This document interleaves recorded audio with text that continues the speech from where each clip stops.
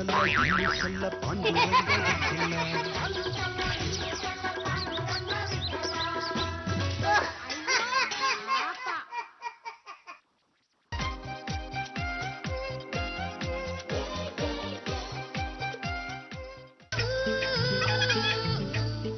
ಜಾಜತ್ಗೆ ಎಲ್ರನ್ನು ಬರಕ್ ಹೇಳಿ, ಹಬಿನ ಬಿಟ್ಟು. ಎಲ್ಲರೂ ಬನ್ನಿ.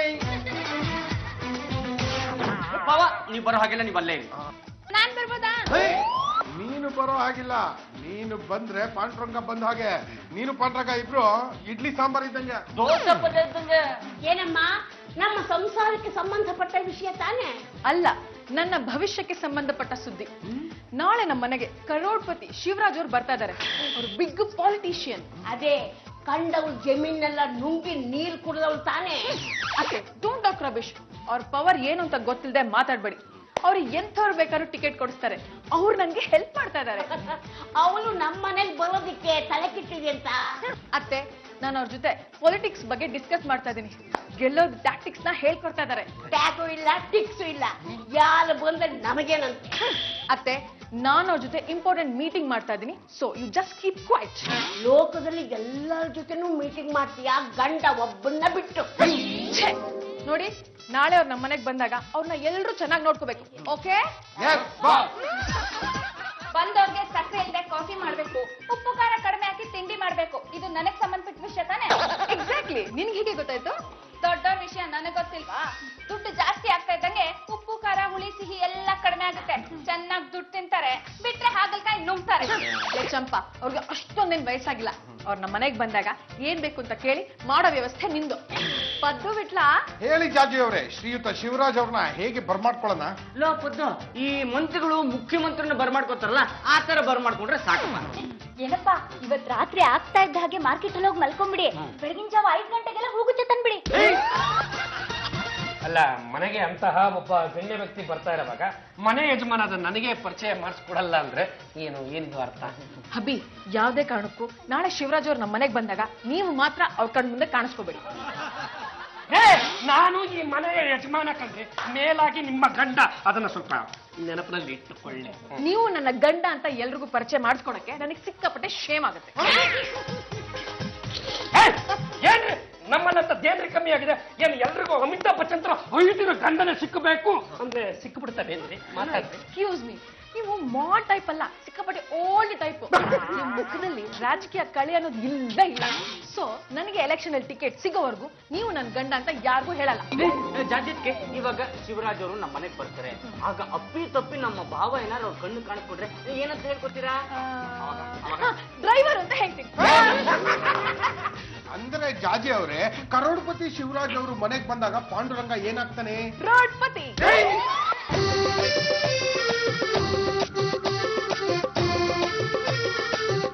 Welcome mister Shivaraj. Thank you, thank you.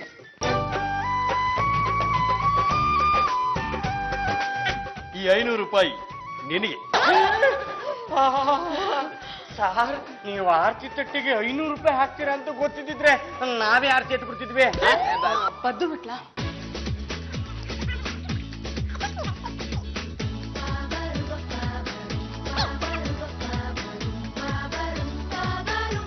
Sir, ಈ ಸಲ ನೀವು ಚೀಫ್ ಮಿನಿಸ್ಟರ್ ಆಗ್ಲೇಬೇಕು. ನಂದು ಅದೇ ಉದ್ದೇಶಮ್ಮ.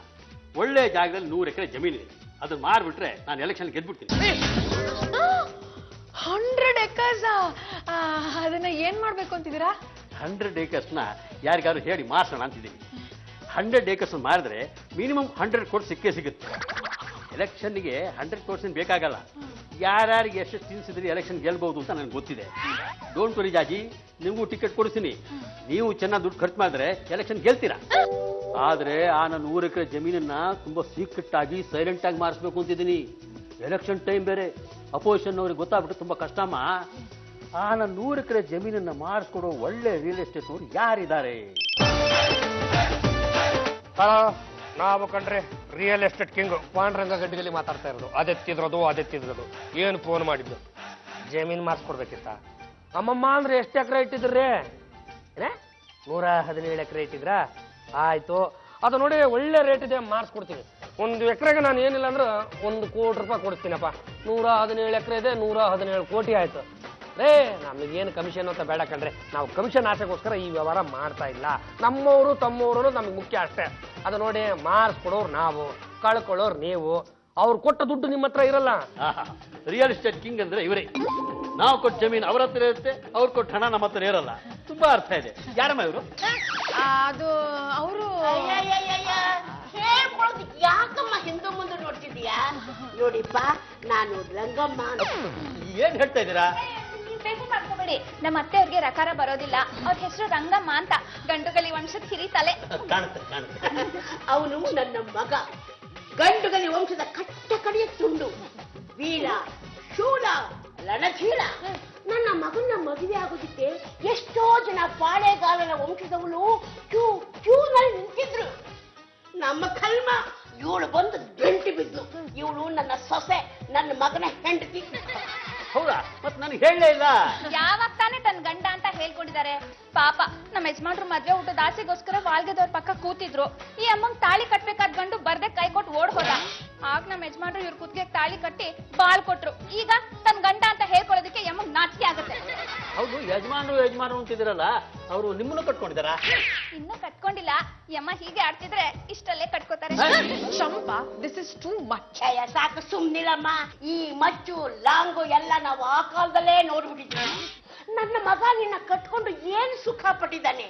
ನಿನ್ನ ಯೋಗ್ಯತೆ ಏನು ಅಂತ 4 ಜನಕ್ಕೆ ಗೊತ್ತಾಗ್ಲಿ ಬಿಡು. ಅಲ್ಲಮ್ಮ, ಇಷ್ಟು ಒಳ್ಳೆ ರಿಯಲ್ ಎಸ್ಟೇಟ್ ಕಿಂಗ್ ಮನೇಲಿ ಇಟ್ಕೊಂಡು ನನಗೆ ಯಾಕಮ್ಮ ಹೇಳಿಲ್ಲ? ಅವಳು ಎಲ್ಲಿ ಹೇಳ್ತಾಳೆ? ಮನೆಯವಳು ಕಂಡ್ರೆ ಯಾವಾಗಲೂ ಸಾಲ. ಹಿತ್ತಲ ಗಿಡ ಮದ್ದಲ್ಲ, ಮನೆ ಗಂಡ ಮುದ್ದಲ್ಲ ಅಂತ. ಜಾಜಿ ಅವರೇ, ಆ ರಿಯಲ್ ಎಸ್ಟೇಟ್ ಕಿಂಗ್ ಸ್ವಲ್ಪ ಕರೀತೀರಾ? ಯಾಯಮ್ಮ ಇಲ್ಲಿ ಕರೀತಾರೆ, ನಾನ್ ಕರಿತೀನಿ ರೀ. ಏನೇ ಯಜಮಾನ್ರಿ, ಬನ್ನಿ ಇಲ್ಲಿ. ಹೇಳ್ರಿ. ಅಯ್ಯೋ, ಮೊದಲು ಮೆಜರ್ಮೆಂಟ್ ಹೇಳಿಪ್ಪ. ನಾನು ಕೇಳಿದ್ದು ನಿಮ್ಮ ಪ್ಯಾಂಟು ಶರ್ಟಿನ ಮೆಜರ್ಮೆಂಟ್ ಅಲ್ಲ ಕಣ್ರೆ, ಜಮೀನ್ ಮೆಜರ್ಮೆಂಟ್ ಹೇಳಿ.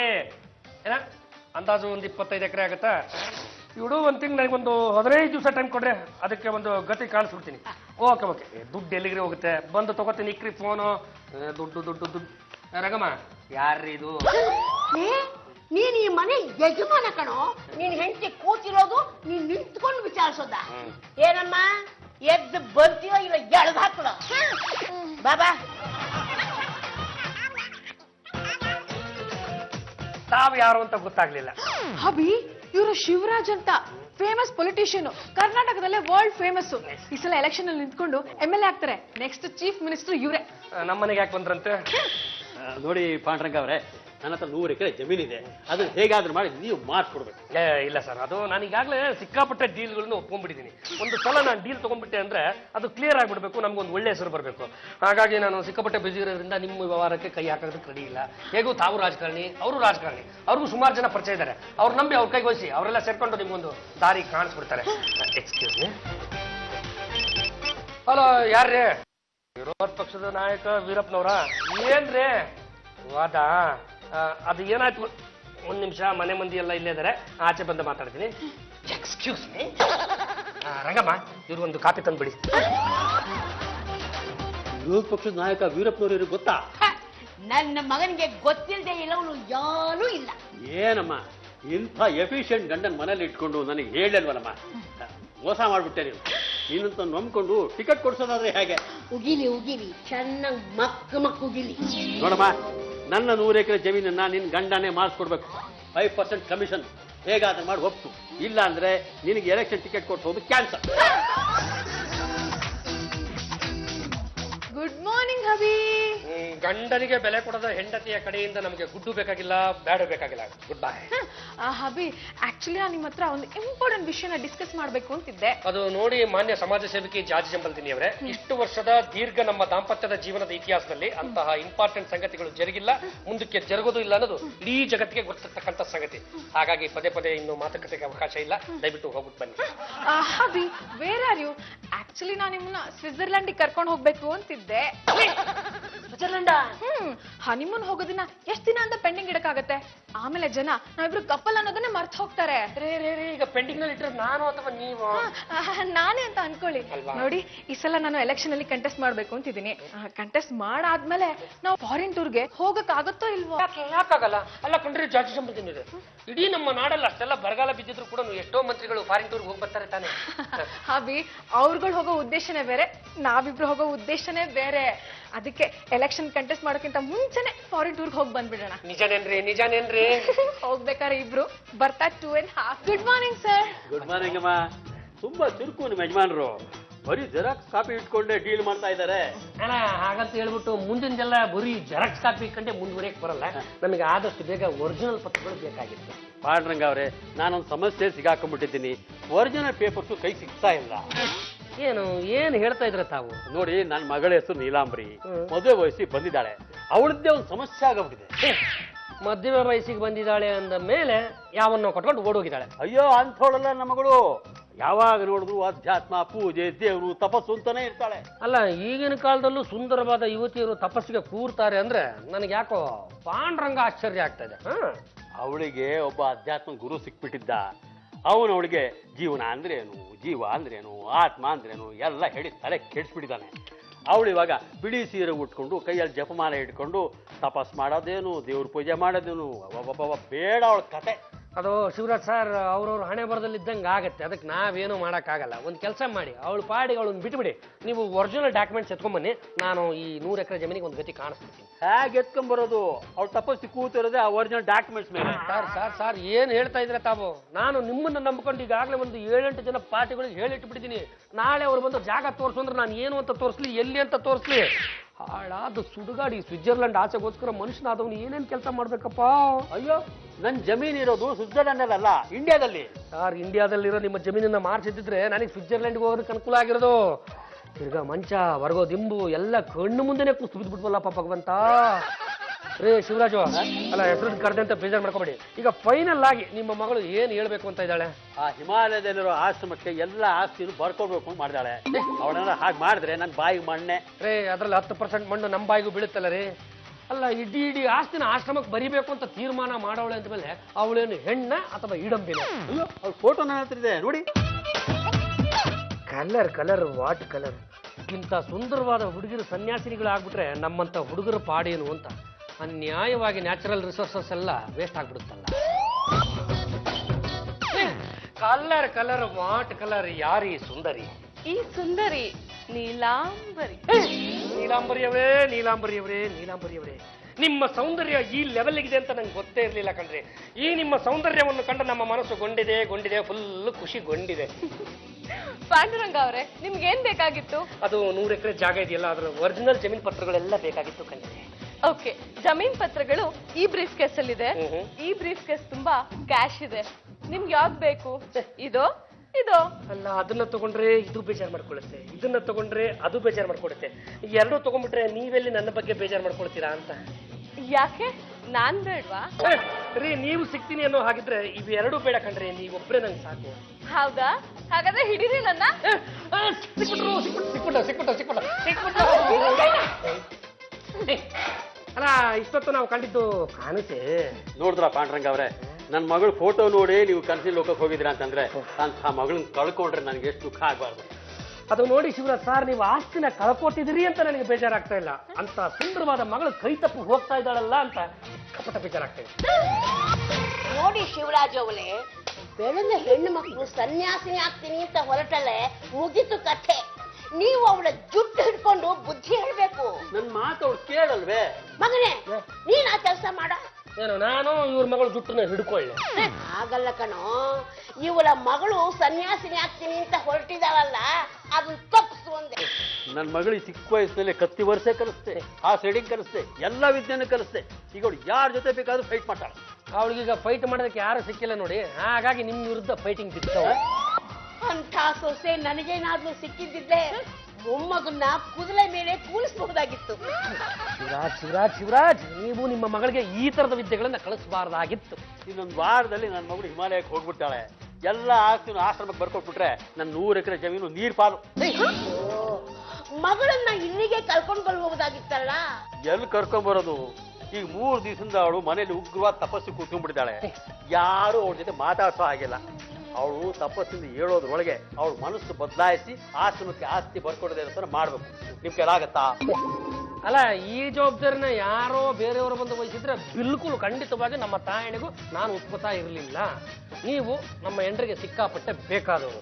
ಅಲ್ಲ, ಅಪ್ಪಿತಪ್ಪಿ ನಾವೇನಾದ್ರೂ ನಿಮ್ಮ ಮಗಳನ್ನ ಒಪ್ಪಿಸಿದ್ವಿ ಅಂತ ಇಟ್ಕೊಳ್ಳಿ, ಆಗ ನೀವು ಈ ಸಲ ಚುನಾವಣೆಗೆ ನಿಂತ್ಕೊಳ್ಳೋದಕ್ಕೆ ನಮ್ಮ ಹೆಂಡ್ರಿಗೆ ಟಿಕೆಟ್ ಕೊಡಿಸ್ತೀರಿ ತಾನೆ? ಅಫ್ಕೋರ್ಸ್, ಖಂಡಿತ ಟಿಕೆಟ್ ಕೊಡಿಸ್ತೀನಿ.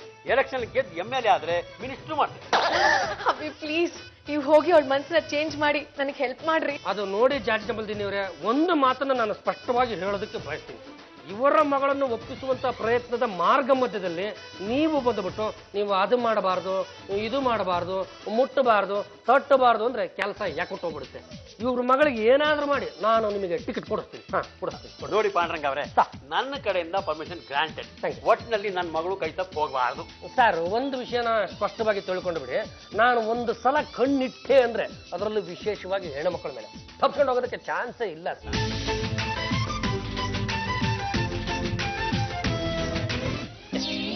ರೊಚ್ಚಿಗೆದ್ದು ತಪಸ್ಸಿಗೆ ಕೂತ್ಬಿಟ್ಟವ್ರೆ. ಕೆಡಿಸೋದು ಸಿಕ್ಕಾಪಟ್ಟೆ ಕಷ್ಟ ಐತೆ. ಕಣ್ಣು ಬಿಟ್ಟು ಒಂದು ಸಲ ಶಾಪ ಇಕ್ಬಿಟ್ರು ಅಂದ್ರೆ ನಿಂತು ಜಾಗದಲ್ಲೇ ಕಲ್ಲಿನ ಶಿಲೆ ಆಗ್ಬಿಡ್ತೀವಿ. ಆಮೇಲೆ ಕಂಡವ್ರ ಮನೆ ನಡು ಹಾಲಲ್ಲಿ ಶೋಪೀಸ್ ಆಗ್ಬಿಡ್ತೀವಿ. ಶಿಲೆಯೋ ಮೂಲೆಯಲ್ಲಿ ಕಟ್ಟಿರೋ ಜೇಡ್ರ ಬಾಲೆಯೋ ಸ್ವಿಟ್ಜರ್ಲೆಂಡ್ ಟೂರ್ ಬೇರೆ ಕಣ್ಣು ಮುಂದೆ ಕೈ ಬೀಸ್ ಕರಿತೈತೆ. ಮಾಡೋ ಪ್ರಯತ್ನ ಮಾಡೇ ಬಿಡಮ್ಮ. ಆಕರಪ್ಪ ಆಡ. ತಾಳೆ ಹೂವ ಪೊದೆಯಿಲ್ಲ, ಜಾರಿ ಜಾರಿ ಹೊರಬಂದ, ತಾಳೆ ಹೂವ ಪೊದೆಯಿಂದ ಜಾರಿ ಜಾರಿ ಹೊರಬಂದ, ನಾಗಿನಿ ನೀನಾದಾಗ ನನ್ನರಸಿ ಬಂದಾಗ ಜೊತೆಯಾಗುವೆನು, ಮುದ್ದಾಡುವೆನು. ತಾಳೆ ಹೂವ ಪೊದೆಯಿಂದ ಜಾರಿ ಜಾರಿ ಹೊರಬಂದ.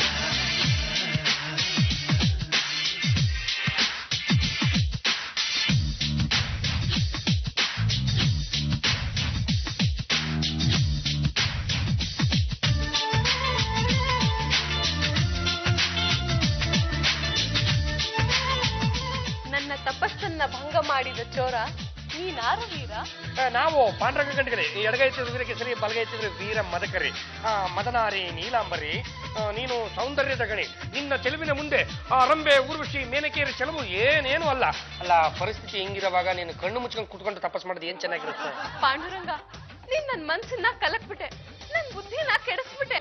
ಮದನಾರಿ ನೀಲಾಂಬರಿ, ಮನುಷ್ಯನಾಗಿ ಒಂದು ಸಲ ನಾವು ಈ ಭೂಮಿಯ ಮೇಲೆ ಬಂದ್ವಿ ಅಂದ್ರೆ ಸಾಕು, ಇಲ್ಲಿರ್ತಕ್ಕಂಥ ಸುಖ ಐಭೋಗಗಳನ್ನೆಲ್ಲ ಹಂಗಂಗೆ ಅನುಭವಿಸ್ಬಿಡ್ಬೇಕು. ಈ ಸಂಸಾರವೆಂಬ ಸಾಗರದಲ್ಲಿ ಮುಳುಗಬೇಕು, ಏಳಬೇಕು, ತೇಲ್ಬೇಕು, ಈಜಾಡಿಕೊಂಡು ಹೋಗಿ ದಡವನ್ನ ಸೇರಬೇಕು. ಈ ಸನ್ಯಾಸತ್ವ ತಗೊಳ್ಳೋದಕ್ಕೂ ಒಂದು ಸಮಯ ಸಂದರ್ಭ ಅಂತ ಇರುತ್ತೆ. ನಿನಗೆ 60 ವಯಸ್ಸಾಗುತ್ತಲ್ಲ, ಆಗ ಒಂದು ಸಲ ಯೋಚನೆ ಮಾಡಿ ನೋಡು. ಇಲ್ಲ, ನಾನು ಈ ಸುಖ ಸಂಸಾರದಲ್ಲೇ ಮುಳುಗಿರ್ತೀನಿ ಅಂದ್ರೆ ಸಂಸಾರ ಮಾಡ್ಕೊಂಡೇ ಇರು, ಸಾಕಪ್ಪ ಸಾಕು ಈ ಜೀವನ ಅಂದ್ರೆ, ಆಗ ಬೇಕಿದ್ರೆ ನೀನು ಸನ್ಯಾಸತ್ವ ತಗೊಂಡು ಅದು ಯಾರನ್ನ ತಡಿತಾರೆ ಅಂತ ನಾನು ನೋಡ್ತೀನಿ. ಈಗ ನಿನಗಿನ್ನು ತುಂಬ ಯೌವನ, ಇದನ್ನ ಇಂಚಿಂಚು ಅನುಭವಿಸ್ಬೇಕು. ದಡ್ಡಿ, ನೀನೀಗ ಎಳೆ ಸೌತೆಕಾಯಿ. ಪಾಂಡುರಂಗ, ನನ್ ಮನ್ಸನ್ನೇ ಚೇಂಜ್ ಮಾಡ್ಬಿಟ್ಟೆ ನೀನು. ನಾನೇನಾದ್ರೂ ಹಿಮಾಲಯಕ್ಕೆ ಹೋಗಿದ್ರೆ ನೀನ್ ನನಗ್ ಸಿಗ್ತಾನೆ ಇರ್ಲಿಲ್ಲ. ನಮ್ಮ ತಾಯಣೆ ನಾವು ಅಲ್ಲಿಗೆಲ್ಲ ಚಾರ್ಜ್ ಹಾಕೊಂಡ್ ಬರ್ತಾ ಇರ್ಲಿಲ್ಲ. ಅದು ನೋಡು, ನೀನು ಮುಂದಕ್ಕೆ ಏನ್ ಮಾಡಬೇಕು ಅನ್ಕೊಂಡಿದ್ಯಾ ಅಂತ ನಿನ್ನ ಅಭಿಪ್ರಾಯ ತಿಳಿಸ್ಬಿಟ್ರೆ ಬಾಡಿಗೆ ತಂದ್ರೆ ಈ ಕಾಸ್ಟ್ಯೂಮ್ ವಾಪಸ್ ಕಳಿಸ್ಬಿಡ್ತೀನಿ. ನಾಳೆನೆ ಮಾಡ್ ಕಾಸ್ಟ್ಯೂಮ್ ಅಲ್ಲಿ ನಿಮ್ ಮನೆಗ್ ಬಂದ್ರೆ ನನ್ನ ಅಭಿಪ್ರಾಯ ತಿಳಿಸ್ತೀನಿ. ಅಭಿ, ನೀವು ಇಷ್ಟು ಬೇಗ ನೀಲಾಂಬರಿ ಮನ್ಸನ್ನ ಚೇಂಜ್ ಮಾಡ್ತೀರಾ ಅಂತ ನಾನು ಅನ್ಕೊಂಡೇ ಇರ್ಲಿಲ್ಲ. ತುಂಡು ತುಂಡು ತುಂಡು ತುಂಡು ತುಂಡು ಈ ಕಟ್ಟ ಕಡೆ ತುಂಡು ಒಂದು ಒಂದು ಒಂದು ಒಂದು ಒಂದೇ ಒಂದು ಸಲ ಮನ್ಸು ಮಾಡ್ಬಿಟ್ರೆ ಸಾಕು. ಎಂತ ಕನಕೋರ ತಪಸ್ಸಿನಲ್ಲಿ ಮುಳುಗಿದ್ರು ಕೂಡ ಕೆಡಿಸ್ಬಿಡೋದೆ. ಒಟ್ಟಿನಲ್ಲಿ ನೀನು ಮನಸ್ಸು ಕೆಲ್ಸೋದ್ರಲ್ಲಿ ಎತ್ತಿದ ಕಾಯಿ. ಭೇಷ್ ಮಗನೇ ಭೇಷ್. ನನ್ನ ಮಗ ಮನಸ್ಸು ಮಾಡಿದರೆ ಏನು ಬೇಕಾದ್ರೂ ಸಾಧಿಸ್ತಾನೆ ಅನ್ನೋದಕ್ಕೆ ಇದಕ್ಕಿಂತ ಬೇರೆ ಉದಾಹರಣೆ ಬೇಕಿಲ್ಲ. ಇವತ್ತಿನಿಂದ ಆ ಮೇನಿಕೆ ಬೇರೆ ಅಲ್ಲ, ನೀನ್ ಬೇರೆ ಅಲ್ಲ. ನನ್ನ ಮಗಳು ನೀಲಾಂಬರಿ ಹಿಮಾಲಯಕ್ಕೆ ಹೋಗೋದನ್ನ ಪೋಸ್ಟ್ಪೋನ್ ಮಾಡಿದಾಳೆ. ಪಾಂಡಂಗನ ಹತ್ರ ಏನೋ ಮಾತಾಡ್ಬೇಕು ಅಂತಂದು ಅದಕ್ಕೆ ಕರ್ಕೊಂಬಂದೆ. ನನ್ ಪಾಡಿದ್ ನನ್ ತಪಸ್ಸಕ್ ಕೂತಿದ್ದೆ, ಪಾಂಡುರಂಗ ಅವ್ರು ಬಂದು ನನ್ ಮನ್ಸ್ ಕೆಡಿಸ್ಬಿಟ್ರು. ಅದು ನೀಲಾಂಬರಿ ಅವ್ರೆ, ನಿಮ್ಗಿನ್ನೂ ತುಂಬಾ ಚಿಕ್ಕ ವಯಸ್ಸು ಕಂಡ್ರೆ. ಈ ವಯಸ್ಸಿನಲ್ಲಿ ಯಾಕ್ರೆ ಸನ್ಯಾಸಿ ಆಗ್ಬೇಕು? ಅದಕ್ಕೆ ಸನ್ಯಾಸಿ ಆಗೋದು ಬೇಡ ಅಂತ ಹೇಳೋಣ ಅಂತ ಬಂದಿದ್ದೆ. ಹೌದು, ನಾನು ಪಾಂಡುರಂಗನ್ನ ಮದ್ವೆ ಆಗ್ಬೇಕು ಅನ್ಕೊಂಡಿದೀನಿ. ಏನ್ ಹೇಳ್ತಾ ಇದ್ಯಾ? ಅವರು ನನ್ ಹಬಿ. ಯಾರ್ ಗಂಡ ಆದ್ರೆ ಏನಂತೆ? ಅಷ್ಟೇ, ಬೇರೆಯವ್ರ ಗಂಡನ ಮದ್ವೆ ಆಗೋದೆ ಇವತ್ತಿನ ಫ್ಯಾಷನ್. ಸರ್ ಏನ್ ಸರ್ ನಿಮ್ ಮಗಳು ಈ ರೀತಿ ಟಾಕ್ ಮಾಡ್ತಾ ಇದಾರೆ? ನಾನು ನನ್ನ ಮಗಳಿಗೆ ಇನ್ನಿಲ್ದಂಗೆ ಹೇಳದ್ನಮ್ಮ, ಈ ಪಾಂಡ್ರಂಗ ಬೇರೆಯವ್ರ ಸುತ್ತು ಬೇಡ ಅಂತ ಕೇಳ್ಬೇಕಲ್ಲ. ನಾನು ನನ್ನ ಜೀವನದಲ್ಲಿ ನೋಡಿದ್ದು ಮೆಚ್ಚಿದ್ದು ಒಬ್ನೇ ಹುಡುಗನ್ನ, ಅದು ಈ ಪಾಂಡುರಂಗನ್ನ. ನಾನ್ ಪಾಂಡುನ ಮದ್ವೆ ಆಗ್ಬೇಕು ಅಂತಿದ್ದೀನಿ, ಇಲ್ಲ ಅಂದ್ರೆ ಹರಿಯೋ ನದಿ. ಅದ್ ಹೇಗ್ ಸರ್ ಆಗುತ್ತೆ? ಅವರು ನನ್ನ ಹಬಿಯೇ. ರಾಜಕಾರಣದಲ್ಲಿ ಇದೆಲ್ಲ ಮಾಮೂಲಿನಮ್ಮ. ಯಾವ ಟೈಮ್ನಲ್ಲಿ ಏನ್ ಬರುತ್ತೋ ಅದಕ್ಕೆ ಅಡ್ಜಸ್ಟ್ ಮಾಡ್ಕೊಂಡು ಹೋಗ್ತಾ ಇರ್ಬೇಕು. ಯಾವತ್ತು ಒಂದೇ ಪಾರ್ಟಿ ನಂಬ್ಕೊಂಡಿರ್ಬಾರ್ದು. ಅಂದ್ರೆ ಈಗ ನೀವು ನಮ್ ಪಾರ್ಟಿ ಅಲ್ವಾ? ಪಾಂಡ್ರಂಗನ್ ಪಾರ್ಟಿ. ಪಾಂಡ್ರಂಗ ಅವ್ರೆ, ನಿಮ್ಮನ್ನ ನಾನು ನನ್ನ ಅಳಿಯನ್ ಮಾಡ್ಕೋಬೇಕು ಅಂತಿದ್ದೀನಿ. ಮುಂದೆ ನಾನು ಚೀಫ್ ಮಿನಿಸ್ಟರ್ ಆಗೇ ಆಗ್ತೀನಿ. ಆಗ ನಿಮ್ಮನ್ನ MLC ಮಾಡಿ ಮಿನಿಸ್ಟ್ರಿ ಮಾಡ್ತೀನಿ. ಅಂದ್ರೆ ನನ್ನನ್ನ ಎಲೆಕ್ಷನ್ ನಿಲ್ಲಿಸ್ತೇನೆ, ಗೆಲ್ಸ್ಬಿಡ್ತೀರಾ? ಹೌದ್ರಿ, ನನ್ಗೆ ಹೆಸರಿದೆ, ನನ್ನ ಹತ್ರ ಹಣ ಇದೆ, ಮುಂದೆ ಅಧಿಕಾರ ಸಿಕ್ಕೇ ಸಿಗುತ್ತೆ. ಹೇಳಿ ಪಾಂಡುರಂಗ ಅವ್ರೆ, ಎಂಗೇಜ್ಮೆಂಟ್ ಯಾವತ್ತು ಇಟ್ಕೊಳ್ಳೋಣ? ರೀ, ಅದು ನೀವು ಹೇಳಿದಷ್ಟು ಸುಲಭ ಅನ್ಕೊಂಡ್ಬಿಟ್ಟಿದ್ರೇನ್ರಿ? ಯಾಕೋ ಸುಲಭ ಇಲ್ಲ, ನಮ್ಮ ವಂಶದಲ್ಲಿ 5 ಮದುವೆ ಆಗೋ ಅವಕಾಶ ಇದೆ. ಒಟ್ಟಿನಲ್ಲಿ ನನ್ನ ಮಗಳು ಈ ಮನೆ ಸೊಸೆಯಾಗಿ ಪಾಂಡ್ರಂಗ್ ಜೊತೆ ಸಂಸಾರ ಮಾಡ್ಬೇಕು ಅಷ್ಟೇ. ನೋ ನೋ ನೋ, ಇದೆಲ್ಲ ಆಗಕ್ ಸಾಧ್ಯನೇ ಇಲ್ಲ. ಹಾಗಾದ್ರೆ ನಿಮ್ಗೆ ಕೂಡ ಎಲೆಕ್ಷನ್ ಟಿಕೆಟ್ ಕ್ಯಾನ್ಸಲ್. ರೀ ಜಾತಿ ಸಂಬಂಧಿರಿ ಅವರೇ, ಈಗ ನಿಮ್ಗೆ ಜೀವನದಲ್ಲಿ ಮುಖ್ಯವಾದದ್ದು ಏನ್ ಹೇಳಿ? ರಾಜಕಾರಣ ತಾನ. ನಿಮ್ ಪಾಡಿ ನೀವು ರಾಜಕೀಯ ಮಾಡ್ಕೊಂಡಿರಿ, ನಮ್ಮಿಬ್ರು ಪಾಡಿ ನಾವು ಸಂಸಾರ ಮಾಡ್ಕೊಂಡಿರ್ತೀವಿ. Hubby, what are you talking nonsense? ನೀವು ನನ್ನ ಕುತ್ತಿಗೆಗೆ ತಾಳಿ ಕಟ್ಟಿದ ಗಂಡ. ಸುಮ್ಮನೆ ತಾಳಿ ಕಟ್ಟಿ ತಪ್ಪಿಗೆ ಪ್ರತಿನಿತ್ಯ ಚಾಪೆ ಹಾಸ್ಕೊಂಡು ಮೆಟ್ಲ ಕೆಳಗಡೆ ಮಲಗ್ತೀವ. ಏನ್ ಹೇಳ್ತಾ ಇದ್ರೆ ಪಾಂಡುರಂಗ ಅವ್ರೆ, ನೀವ್ ಹೇಳ್ತಾ ಇರೋದು ನಿಜಾನಾ? ಬರೀ ಅಷ್ಟೇ ಅಲ್ಲ ಕಣ್ರಿ, ಬೆಡ್ರೂಮ್ ಅಲ್ಲಿ ನನಗೆ ನೋ ಅಡ್ಮಿಷನ್ ಬೋರ್ಡ್ ಹಾಕ್ಬಿಟ್ಟವ್ರೆ. Very bad. ಹಾಗಾದ್ರೆ ನನ್ ಜೊತೆ ಬಂದ್ಬಿಡಿ. ನೀಲಾಂಬರಿ, ನೀನೇನಾದ್ರೂ ನನ್ನ ಹಬಿ ತಂಟೆಗೆ ಬಂದ್ರೆ ನಾನ್ ಸುಮ್ನೆ ಇರಲ್ಲ. ನಿಮ್ಗಿನ್ನು ನನ್ ವಿಷಯ ಗೊತ್ತಿಲ್ಲ. ಮರ್ಯಾದೆಯಿಂದ ಪಾಂಡುರಂಗನ್ನ ನನಗ್ ಕೊಟ್ಟು ಮದ್ವೆ ಮಾಡಿದ್ರೆ ಸರಿ, ಇಲ್ಲ ಅಂದ್ರೆ ಕಿಡ್ನಾಪ್ ಮಾಡಾದ್ರೂ ಸರಿ, ಮದ್ವೆ ಆಗ್ಬಿಡ್ತೀನಿ.